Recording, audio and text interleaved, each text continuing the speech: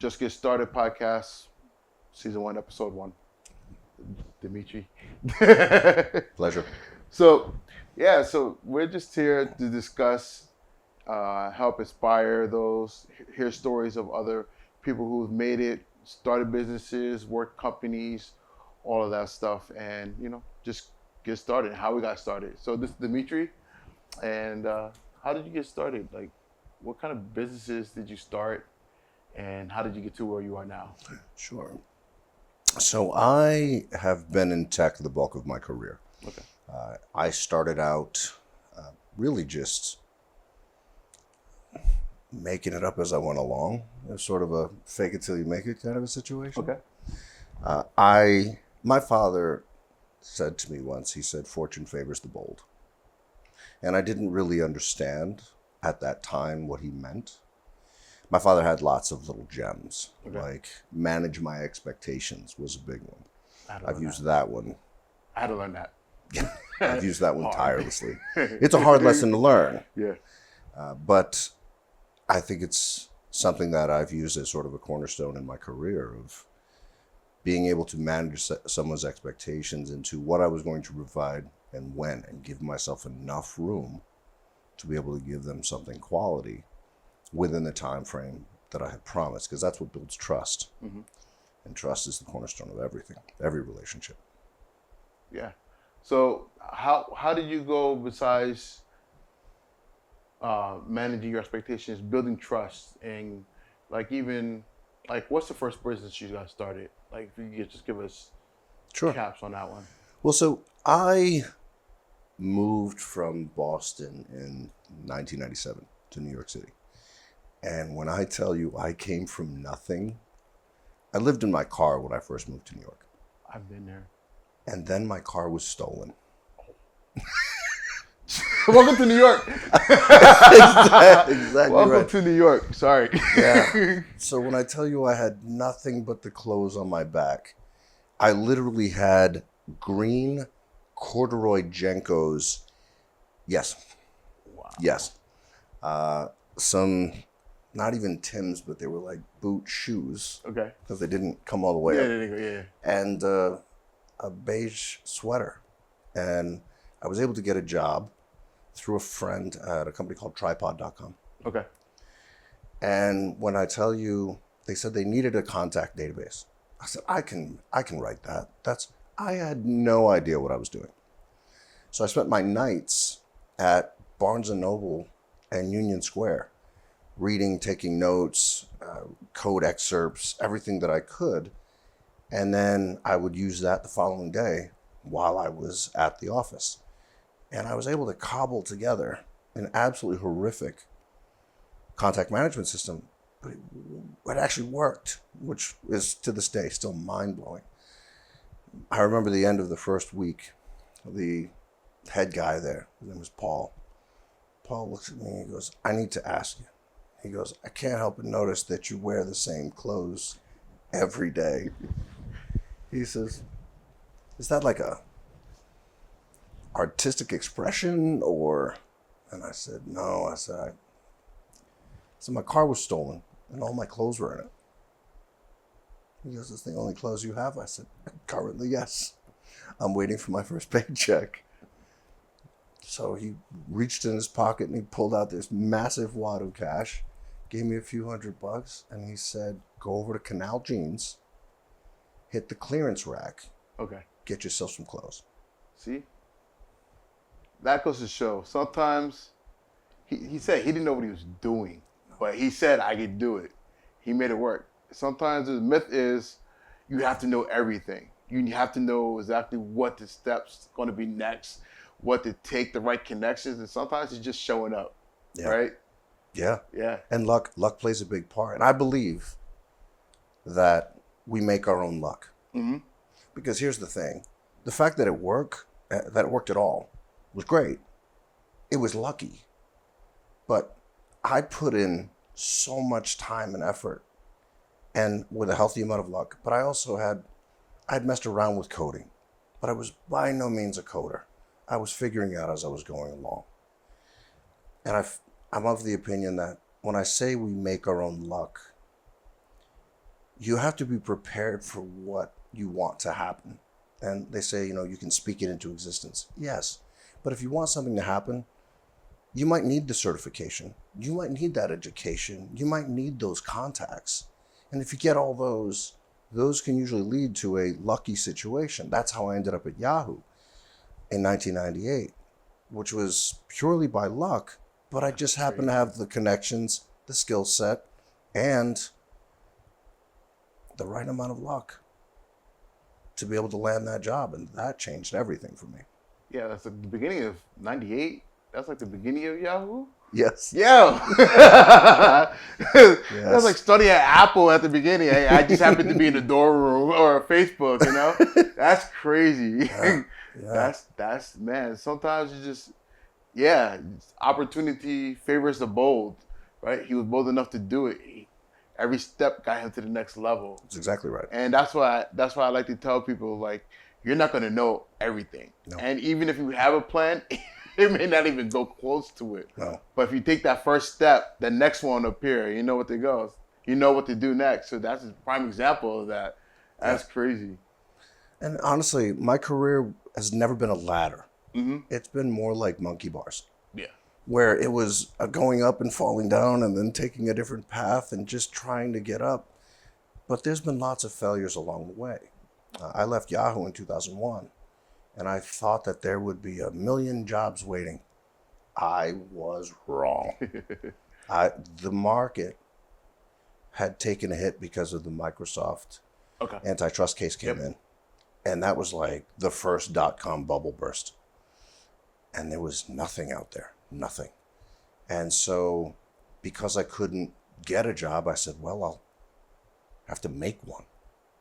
And so I started a consulting business in New York City, and using my contacts, I was willing to do anything. If it had a computer attached to it, I'll do it. I even did office moves, backups, repairs, security programs. I did anything. It was really sort of a sink or swim. And once I was successful with the consulting, and I brought on people as I needed to help me with work that either I couldn't do, I didn't have the skill set for, or if it just made more sense to offload some work to someone who was an expert at it. But that was my first business that I started on my own, and it was tough.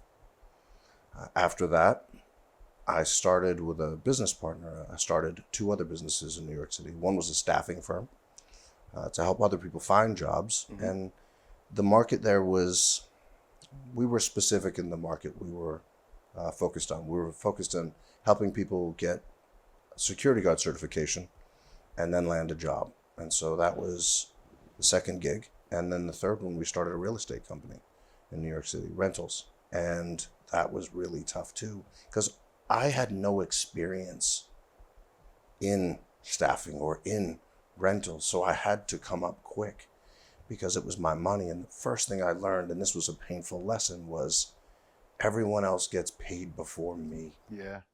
Yeah. So when I started making apps for my business partner, he was funding it. He didn't have a job. He used to work for Yellow Book. They shut down because of the internet.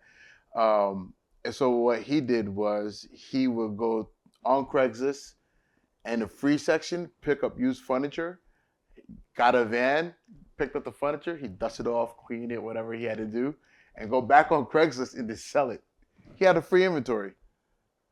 So when it came to starting the app business in 2013, we didn't know anything about anything. We just like, yo, why don't we just make an app? I had app ideas at one time, and at the same time, he started getting app ideas, and we like, let's just join together and see what we can create. I was like, listen, I don't know how to code, but I know how to hire. And that's something you said. If it makes sense to hire somebody, do that. Put that in your plan. It will take a lot of stress off of you. It's easier to manage than try to juggle everything yourself.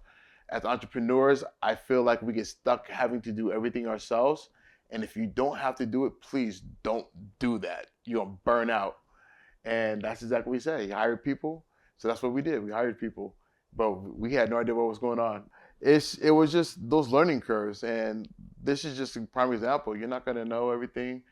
Everything's gonna come out. So after the staffing gig, like, how did you end up getting to Cisco?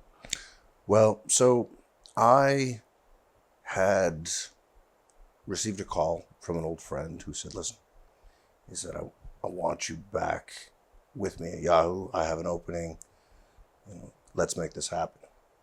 And I'll be honest, I was frustrated. My business partner had some legal challenges that he was distracted by, and one of the businesses wasn't doing well. The other I sold, the other we just shut down. And I was ready to re-enter the matrix, to go work for Yahoo again. Bad news was, I go out to meet the team and see everyone. I land at the airport. My friend picks me up, and he says, "Listen, I've got bad news." Okay. He said, that open rec that I had, he goes, we had a reorg and it was taken from me. And that guy already hired one of his friends. I said, you couldn't have told me before I got on the plane? Like, he said, no. He said, but I've got something for you that you might be interested in. So, and Craig doesn't know this, but so I wasn't interested in what he was pitching, but I knew that he was trying to save face, and I respect that. Yeah. So I went to the interview, but I didn't want the job. So I was doing everything I could to try to blow the interview. So I started off light. I said, listen, I'm a Mac only guy. I said, I know that's a problem at some places. I said, so, if it's an issue, don't worry, I understand. Like, no sweat. He said, no, that's no problem. Okay. I said, well, I live in New York, so, I would expect, some moving funds. Yeah, that's no problem. Okay. I'm looking for this kind of money, and I threw a number out. I said, that's no problem. Oh, God. I said, no, this kind of stock I'm looking for. Yeah, that's no sweat. We can do that. Okay. And I don't want to come to the office every day. This is in 2005. I said, I'll only come to the office twice a week. They were like, yeah, that's fine. And now I felt dumb because this opportunity was exponentially more than I could have hoped for. Mm-hmm. If I didn't take the job, I'd be an idiot. Yeah. So I took the job, and I worked there for 7 years, and I learned so much. And then that company was sold. Now, I'll be honest, the bulk of money that I've made, when I made money in bulk, was through stock and also through real estate. Okay. So, but I've had some real losses. This company, when it was sold for beer money. It was nothing.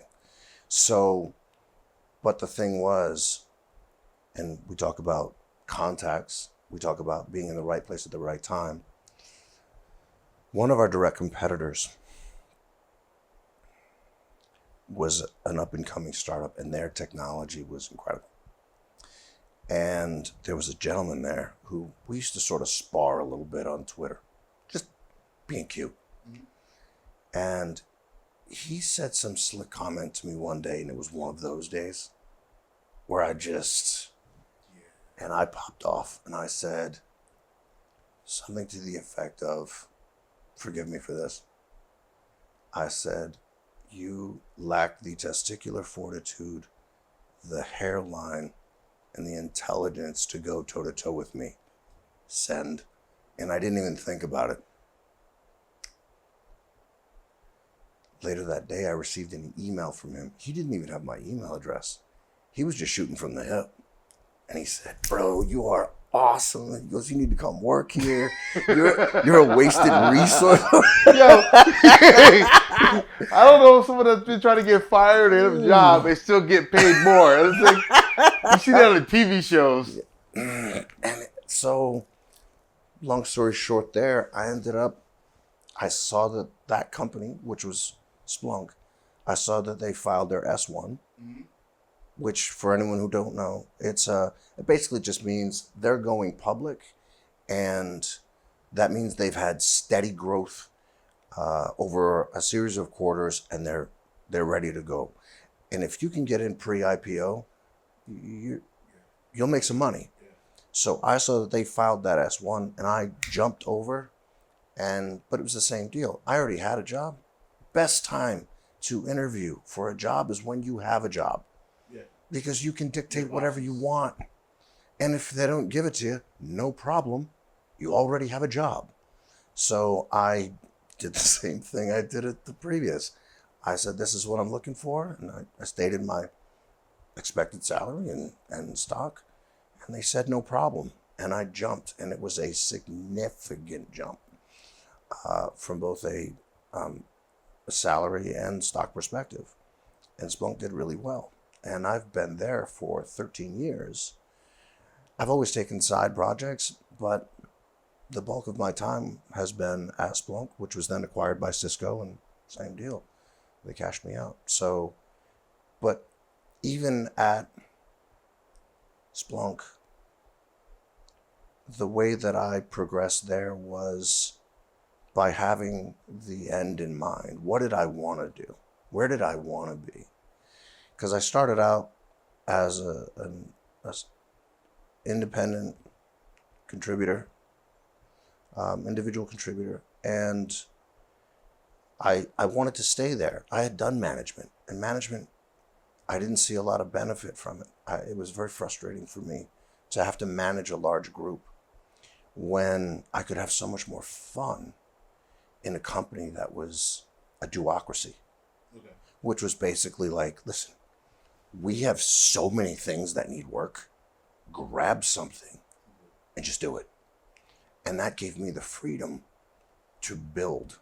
And so I could grab a project that I was passionate about or something that I hadn't done before, and I could just build. And my father always said, fail quickly. Okay, I get that. Fail quickly. So if it wasn't a project that was gonna have a great result, or if it was something that I wasn't a right fit for, I might grab other people, pull them in, or say, listen, here's what I'm working on, but I think it's better suited for your team. I've done that a number of times, but the couple things that I did build where I could pull in other resources, where I could really work with people with open minds to build something great. I've done some amazing projects that have made a huge difference at Splunk, either for our customers or internally, or for even just for revenue's sake. So I've been really fortunate to have like-minded colleagues and management where they encourage that curiosity and that creativity. And I could never work for a company where I'm just expected to press a button. I will always ask, why are we pressing the button? What's the purpose? Way? Yeah. Is there a better way? Yeah, I get that. I worked a lot of jobs. If I could just rattle them off, bank teller. I worked at Fridays for about 7 years when I was in the Marine Corps. I did everything in that job except for cook and bartending. So I was a waiter, host, busser, crew runner, server. But I always found ways to be outside of the job. I can't be in the office. So, you need to go to BJ's? No problem. We're going to hamburger buns? No problem. To get to BJ's, I had to go down. We was on the 4th floor. I had to go to the 1st floor and walk outside the mall, around the mall, to BJ's. It had a separate entrance. So that took about a good 2.5 hours. I was getting paid to work less. Listen, that was my motive. And what else? I used to work at the Mover, graphic designer. I did my own freelance work. I worked, I was a bank manager, a bank teller, then bank assistant manager for a little bit. And then I worked as a janitor, which I cleaned toilets, but I also maintained the vehicles and did landscaping, all in that one job. That was my last job. So my last job was April 15th of 2016.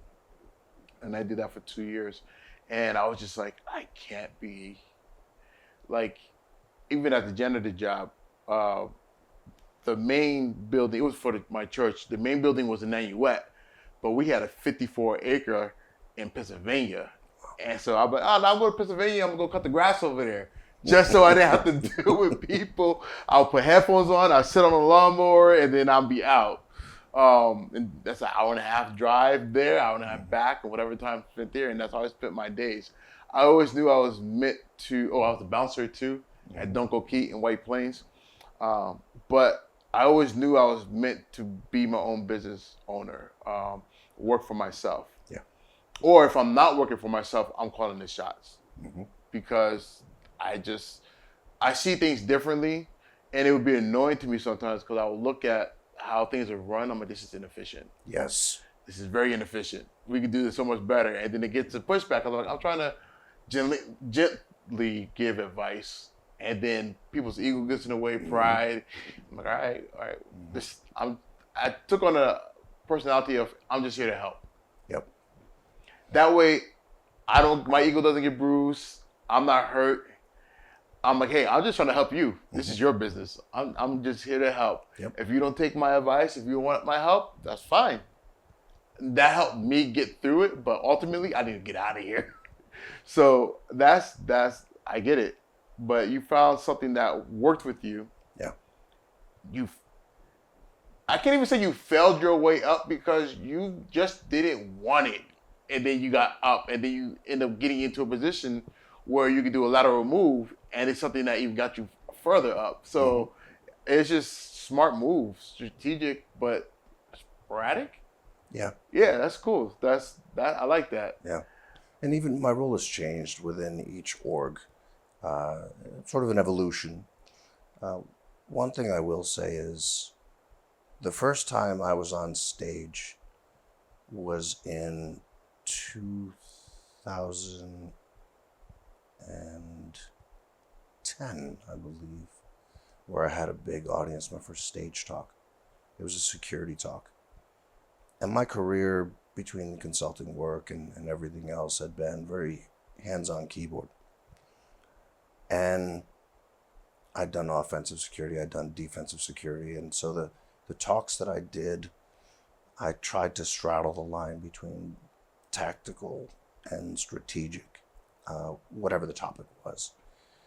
But I found, which was interesting, I learned something about myself on that first stage talk, which had 200-300 people in it, was that I never got butterflies in my stomach. Okay. I didn't get nervous. I just got up there and did it. And over the years, it was something that I was passionate about because I'd seen lots of talks, and either the content was terrible or the delivery was terrible or the way the person spoke was terrible. And that's because in technology, it's not a skill set that most people have. It's no social skills. No. In tech. Coders? No. No. Through the screen all day. Yeah. It's easy when talking to a computer because it does what you tell it to do, not what you want it to do. Yep. And so that was a big focus as I've been coming up, was I wanted to get better and better and better at that. And just recently, I had a huge opportunity to be the keynote speaker at one of our biggest events in Australia, in Sydney. It was awesome to be on a stage with a few thousand people. And it was so much fun. It brought me so much energy. But it was something that I had strived for. And a lot of my career was trying to get away from keyboard and do more whiteboard, to be more customer focused. That way I could be part of the solution instead of just another expense to the business. I wanted a seat at the table. But I started with that in mind, the end in mind. I want to do a keynote. I want to do more customer facing work. I want to build relationships at the executive level. And this was not something that, as a company, Splunk did. They were very much focused on hands-on keyboard types, the grunts, the really smart people. But I said we really need to be also higher in the organization, having the strategic conversations about security programs. And so it wasn't something we did, but it's something I began to do, and it benefited the org. And it went all the way to the CEO, and he said, I love what you're doing. And that was really rewarding for me, was that I could do what I wanted to do because I knew that it added value and management was supportive of it. And I think it's important to have that relationship, not only with your colleagues, but also the people who will dictate your career. Yeah. It's your management, your manager's manager, and all the way up the chain. Have a relationship there. Build respect. Manage expectations. And don't forget to be bold. Yeah. And then also build value or present value. So what you did was you found a area that was lacking. Yes. And it's like, now we're gonna fill this in. So that's basically the key thing. Like whatever you're starting, does it fill an area that has a void? And are you bringing proper value to that void that's benefiting everybody? Because I'm pretty sure the more value you bring, the more income will come with that value. Like, oh, Yes. wait, now we need to pay him more. Got to keep him here, right? So They reward the people that they see the most value in. yeah, so it's not just about being hours and putting time in, creating a business, creating a product. What value are you giving to people? What needs are you filling? Or how are you helping people? And when you do that correctly, when you do that at a larger scale, the income just flows in. So Yep. that's Yep. another key. Write those down. Write that down. Be an asset to the business. Yeah. So, man, this is great. So, give me another nugget because you kept mentioning your father twice. Hey, these. I think he sounds like a really wise man. So my father was the kind of guy who he built things. You know, he was hands-on, and he had this garage that was filled with tools, filled. And I asked him one day, there were tools on the walls, there were things on the ceiling, and he had tools everywhere. And I said, you know, why do you have all these tools? You don't use most. You're like, why do you have them? And my father said, I'd rather have it and not need it than need it and not have it.